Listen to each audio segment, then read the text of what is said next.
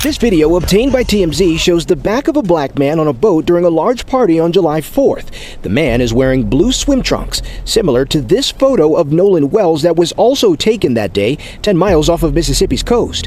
Those in the group Wells was with told authorities they last saw him around 3 p.m., 30 minutes after the video was taken. The body is face down in the water off the northwestern tip of Horn Island. It is the morning of July 6, 2026. A federal park ranger is the one who finds him. The Gulf is calm now, nothing like it was 2 days ago when the currents near this stretch of shore were pulling grown adults off their feet. The ranger doesn't know yet who he is, doesn't know that his mother spent the night of July 4th on Facebook pleading with strangers, doesn't know that his father got on a boat before the official search had fully mobilized and went looking himself. What the ranger finds is a young man in swim trunks, floating in a pocket of water that the people who know this coastline call a washing machine. A place where the depth drops without warning from 3 feet to 20, where the tidal surge comes from multiple directions at once and doesn't let go of what it takes. His name is Nolan Xavier Wells. He is 18 years old. He was last seen alive roughly 40 hours ago, standing on a beach, talking to a girl he'd met that same afternoon. Nobody saw what happened next, and almost nobody has been able to explain it since. This is the death of Nolan Xavier Wells, a case with 2 autopsies, FBI involvement, a grand jury on the horizon, and still no confirmed cause of death. If cases like this are what you follow, subscribe and hit the bell. Every development gets covered here as it happens. Nolan Xavier Wells was born on August 19, 2007, which means he was 18 years old when he died, and would have turned 19 the following month. He grew up in Mississippi, the kind of place where you know people's families before you know the people themselves, where the connections between you and your friends run back further than anyone can cleanly trace. The group he went to Horn Island with on July 4th were not acquaintances. They were people he had known most of his life. By the summer of 2026, Nolan was a collegiate athlete. He had earned a spot on the football roster at Southwest Mississippi Community College in Summit, Mississippi, playing wide receiver. He was scheduled to report to training camp shortly after the July 4th holiday weekend. His coaches and teammates later described him as someone who took his conditioning seriously. His family and legal counsel would later characterize him as being in peak physical shape, an elite athlete with strong aquatic skills. That characterization would become significant, because when investigators first tried to explain what happened to him, the explanation they reached for was drowning, and the people who knew Nolan best rejected that explanation immediately. Christine Wansley is his mother. In the hours after her son failed to come home on the night of July 4th, she did not wait for morning. She got on Facebook and pleaded publicly for anyone who had seen him, anyone who knew anything, to come forward. The post went out in the middle of the night. Her husband, Elmore Wansley, did not wait either. He got on a boat himself and went out to search the water before official search teams had fully organized and deployed. That image, 2 parents refusing to wait, refusing to accept that the people responsible for knowing where their son was either couldn't or wouldn't tell them, would define how this family moved through everything that came after. They did not sit still. They did not defer. When law enforcement did not move fast enough, they moved themselves. When they needed information, they went and found it. When they needed resources they didn't have, people came. Colin Kaepernick, through his Know Your Rights Camp organization, contributed the funding for an independent autopsy. Attorney Ben Crump, one of the most prominent civil rights lawyers in the country, was retained by the family on or around July 7th to manage their legal strategy and public communications. Congressman Benny G. Thompson of Mississippi issued a formal public statement demanding a transparent investigation that, in his words, left no stone unturned. All of that came later. It came because of what this family refused to accept. But on the afternoon of July 4th, none of that had happened yet. Nolan was alive. He was on a beach on Horn Island with his friends, and at some point in the hours before everything changed, he met a girl. That was the last normal moment anyone has been able to fully account for. Horn Island sits approximately 8 to 10 miles off the Mississippi Gulf Coast, accessible only by private boat. There are no roads, no buildings, no cell towers, no lifeguards, and no infrastructure of any kind. It is a federally protected wilderness area managed by the National Park Service under the Gulf Islands National Seashore. On any given July 4th, it draws significant crowds, boaters and day trippers who anchor offshore and wade in, spending the holiday on one of the most isolated stretches of beach in the region. On July 4th, 2026, crowd estimates place between 300 and 400 people in the vicinity of the northwestern tip of the island. Nolan was there with a group of friends he had known most of his life. They arrived by boat. The day unfolded the way those days do. Open water, heat, the particular freedom of a place with no signal and no schedule. Sometime that afternoon, Nolan met a young woman on the beach. They talked. According to accounts that later emerged, they spent time together during the window that would become the most scrutinized hour of this entire investigation. The last confirmed sighting of Nolan Wells alive was between 3 o'clock and 4:30 p.m. At approximately 4:30 p.m., the friends prepared to leave. Their boat had developed a mechanical problem, a malfunctioning bilge pump that had caused water to enter the vessel up to the battery level. Faced with that situation, they decided to return to the mainland.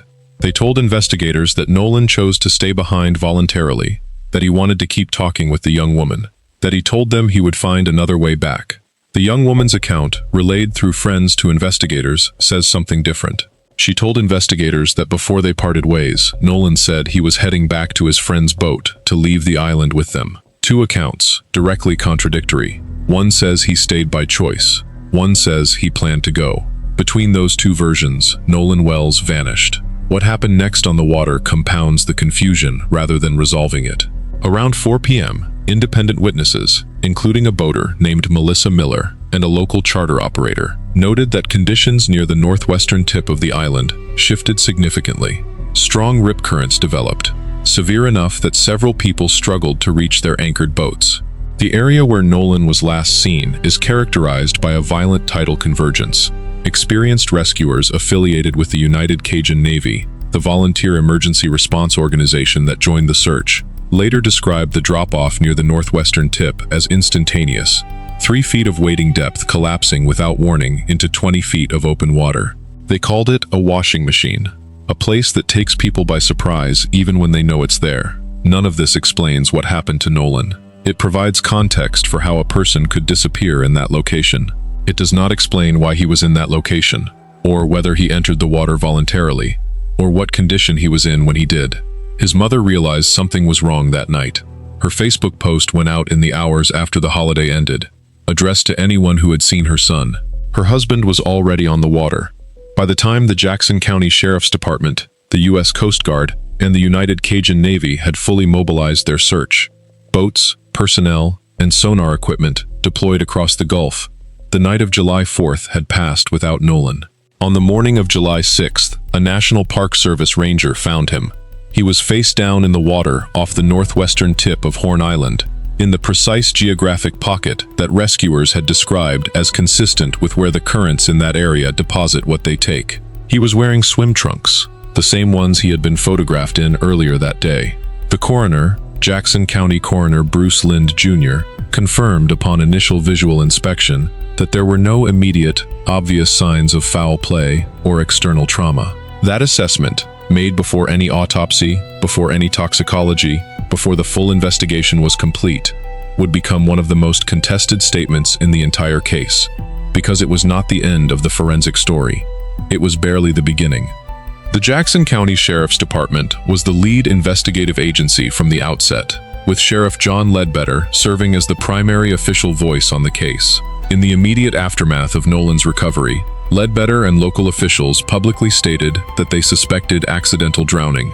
They pointed to the absence of obvious trauma. They pointed to the currents. They communicated, before any autopsy results were in, and before any comprehensive witness interviews had been compiled and assessed, that foul play did not appear to be a factor.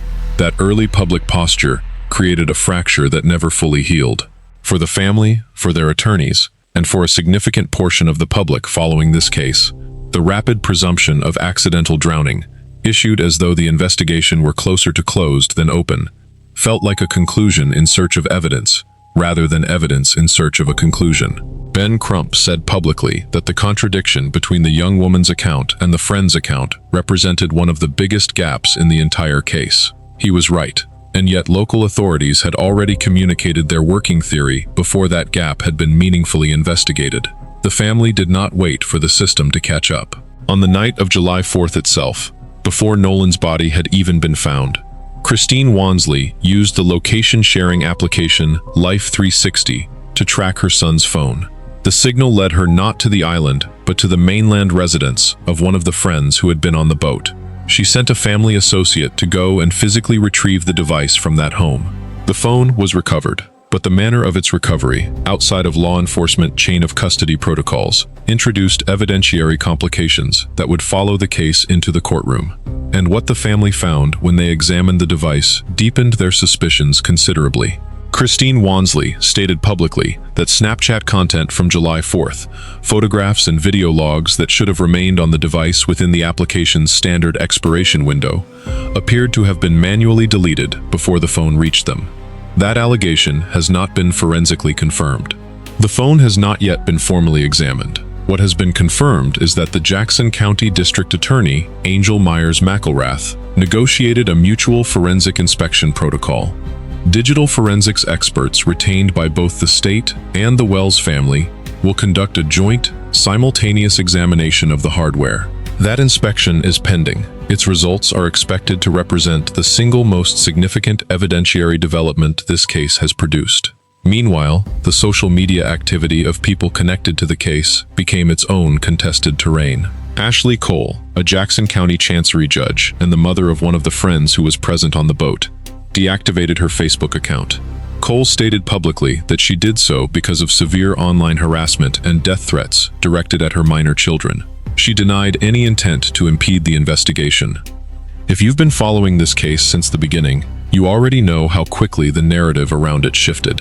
Subscribe and hit the bell so you don't miss the next update, because this one is moving. The FBI's involvement brought a different dimension to the case. The Jackson Field Office formally confirmed their participation, but with an important specification.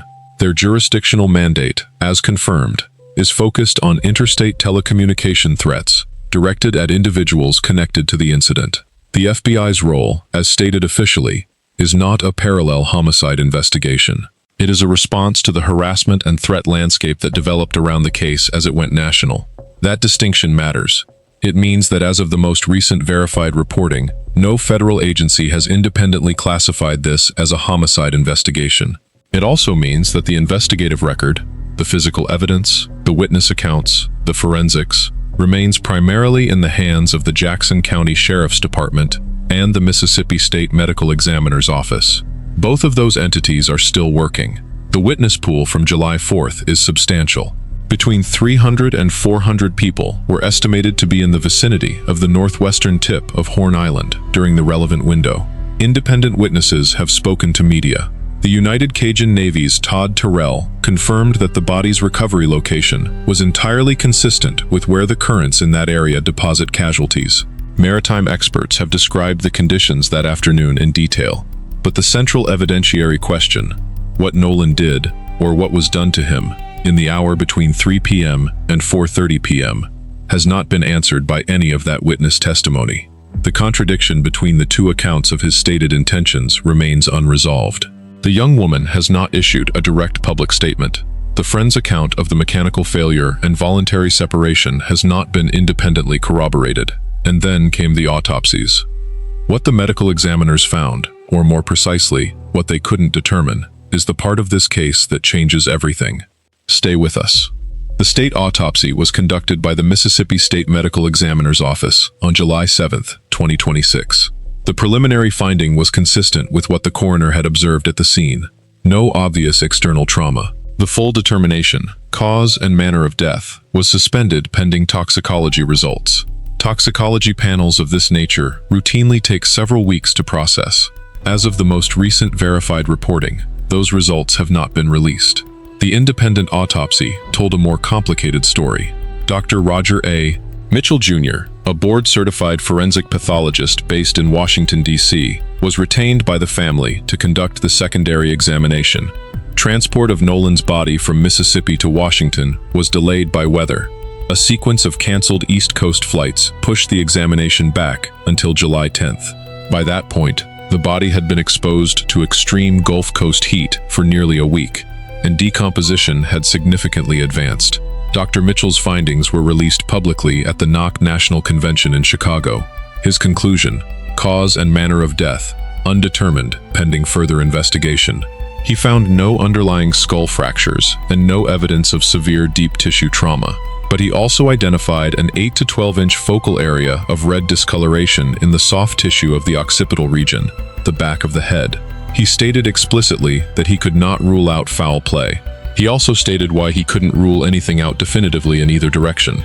The Mississippi State Medical Examiner had retained Nolan's trachea and hyoid bone during the primary autopsy, standard forensic procedure, but one that left Dr. Mitchell unable to assess the airway structures. Without examining those tissues, he could neither confirm drowning as a mechanism of death, nor rule out perimortem neck compression. 2 autopsies, 2 medical teams, one finding that says accidental drowning is suspected, one finding that says foul play cannot be excluded. And the structures that could potentially resolve the difference are sitting in a state laboratory, still being analyzed. This case will not be decided by witness accounts alone. It will be decided, if it is decided at all, by science. And the science is not finished. There are no suspects in this case. No charges have been filed. No individual has been named by law enforcement as a person of interest. That is the accurate statement of where this investigation stands, and it is the only statement the verified record supports. What the record does support is a documented set of unresolved conflicts between accounts, between physical evidence and stated timelines, between what different parties have said and what can be independently confirmed. The friends who were on the boat with Nolan have been formally interviewed by the Jackson County Sheriff's Department. Their attorneys stated they cooperated fully. Their account is consistent in its core elements. The boat developed a mechanical problem. They made the decision to leave. Nolan chose to stay. They believed he would find another way back. They did not report him missing that night. They did not contact his family to inform them he had been left behind. When and how the Wansley family learned that Nolan had not returned with the group, and how much time elapsed between his friends reaching the mainland and his mother's Facebook post going out, is not fully established in the verified record. Ashley Cole, the Jackson County Chancery judge whose child was among the group, deactivated her Facebook account in the days following Nolan's death. She attributed this to harassment and threats. That explanation is on the record. It is the only verified explanation for that action, and it stands as stated, unless evidence to the contrary emerges. The young woman who spoke with Nolan in his final documented hour has not issued a public statement. Her account, as relayed through friends to investigators, indicates Nolan told her he was heading back to his friend's boat. That account directly contradicts what the friends told investigators. Both versions cannot be simultaneously accurate. What that contradiction means, whether it reflects a genuine miscommunication in a chaotic situation, a faulty memory, or something more deliberate, has not been determined. Ben Crump has characterized this conflict as one of the most significant unresolved elements of the investigation. The district attorney has not publicly stated how investigators are weighing the 2 accounts against each other. The family's allegation regarding Snapchat content, that photographs and video from July 4th were deleted from Nolan's phone before the device was recovered, remains unconfirmed forensically. The pending mutual inspection of the device will be the first opportunity for independent analysis. If that data can be recovered, it could reshape the evidentiary picture of what happened in the final documented hours of Nolan's life. If it cannot, the gap it represents may never be filled. The trajectory of the body from last known location to recovery point is consistent, according to maritime experts and United Cajun Navy representatives, with the known current patterns in that area. That consistency neither confirms nor excludes any particular explanation for how Nolan entered the water. What can be said with documented certainty is this: a healthy 18-year-old collegiate athlete disappeared on a populated beach in a window of less than 90 minutes, in the presence of hundreds of people, and not a single verified witness account has established what he did or what happened to him after his last confirmed conversation ended. The question of whether that is a tragedy or a crime has not been answered. It may not be answerable with the evidence that currently exists. What the grand jury will be asked to determine is whether there is enough to warrant formal proceedings, and that determination rests on evidence that, in critical respects, has not yet been fully examined. There has been no trial. There have been no charges. The legal architecture of this case, as it currently exists, is the architecture of a case still deciding whether it will become a criminal matter at all. What has happened legally is this: Jackson County District Attorney Angel Myers McElrath has formally committed to presenting the full investigatory findings to a grand jury. That commitment is on record. The timing is contingent on two things: the completion of the state toxicology report and the conclusion of the mutual digital forensic inspection of the cell phones. Neither has happened yet. The grand jury has not been convened. No timeline has been publicly established. Grand jury proceedings in Mississippi are conducted in private. If the grand jury is convened and chooses to indict, charges would be filed and a criminal case would begin. If the grand jury declines to indict, the case does not automatically proceed. Officials have stated clearly that the grand jury referral does not guarantee criminal charges. It means an independent body will examine the evidence and make that determination. Christine Wansley has taken a separate legal step in parallel. She petitioned the Jackson County Chancery Court to open her son's estate, naming herself as the sole administrator. Legal analysts have noted this is the necessary procedural foundation for any future civil claims or wrongful death litigation. That petition does not indicate a civil suit has been filed. It indicates the family is preserving their legal standing to file one if and when they choose to. Ben Crump's role, as retained by the family, encompasses both the management of public communications and the oversight of parallel independent investigation efforts. His public statements have consistently challenged the investigative posture of local law enforcement, specifically the early public presumption of accidental drowning, and have amplified the significance of the contradictory witness accounts. His team has been the primary source of independently released case information, including the announcement of the independent autopsy findings at the Knock-Up National Convention. Before we get to what's still unresolved, and there is a great deal that is still unresolved, subscribe if you haven't already. This case is heading toward a grand jury, and when it moves, we'll be covering every development. The FBI's formally confirmed involvement has been specifically scoped to interstate telecommunication threats related to the case. That scope is a matter of record. It does not represent a parallel federal homicide investigation. It represents a federal response to the harassment ecosystem that developed as this case went national. Threats directed at individuals connected to the incident across state lines. U.S. Representative Benny G. Thompson of Mississippi issued a formal public statement calling for a transparent investigation. U.S. Representative Jasmine Crockett of Texas, a former civil rights attorney, appeared on media platforms to discuss the case's broader socio-political dimensions. Neither congressional figure has a formal role in the investigation. Their public statements reflect their positions on the systemic issues the case has raised. They do not constitute evidentiary contributions to the legal record. The legal case, as it stands, is waiting. Waiting on toxicology, waiting on digital forensics, waiting on the district attorney's office to assemble the complete investigatory package for grand jury presentation, waiting on science to finish what the witnesses have left unresolved.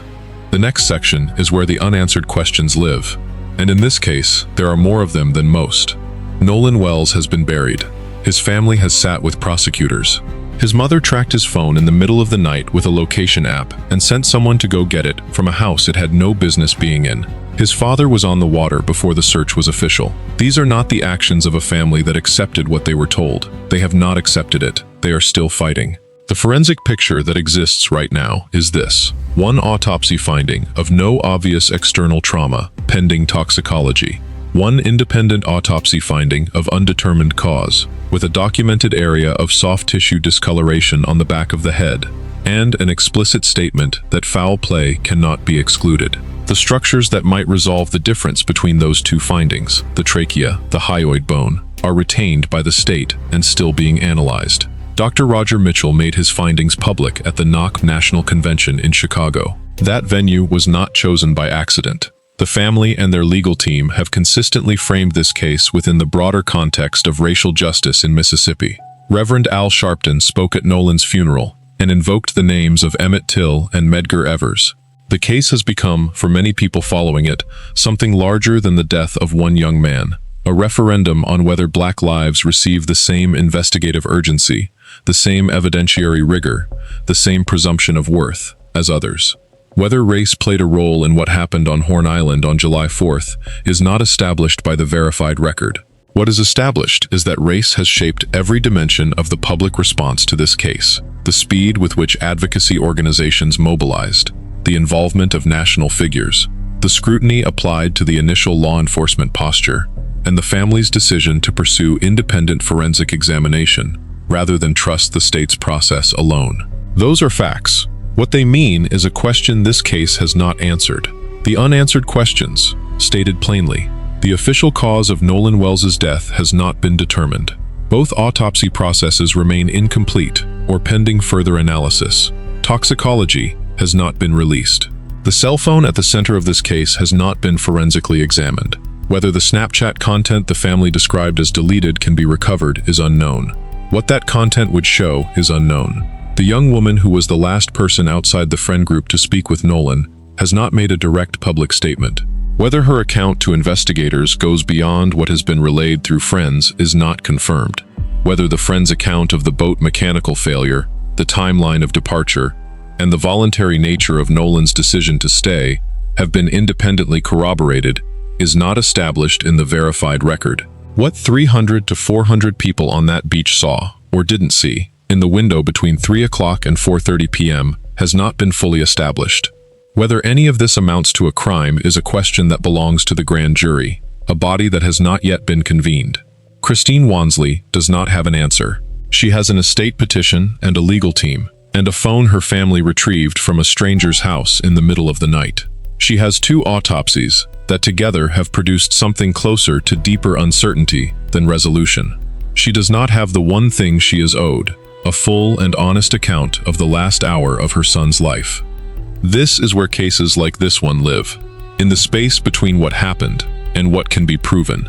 2 medical teams, hundreds of witnesses, federal agents, a grand jury waiting in the wings, and still, the center of this story is an hour on a beach that no verified account has fully explained. The science is still running. The forensics are still pending. The phone has not been opened by anyone authorized to open it. The cause of death has not been confirmed. The manner of death has not been determined. What has been determined is that Nolan Xavier Wells was 18 years old, that he was an athlete preparing for his season, that he went to an island on a holiday with people he trusted, met a girl, and at some point after 4:30 in the afternoon disappeared from a beach surrounded by hundreds of people who were never able to say exactly what they saw. His mother is still looking for answers. His family is still in this fight. When the toxicology comes back, when the phone is opened, when the grand jury convenes, you'll hear it here. Subscribe. Drop your thoughts in the comments. This case is not over.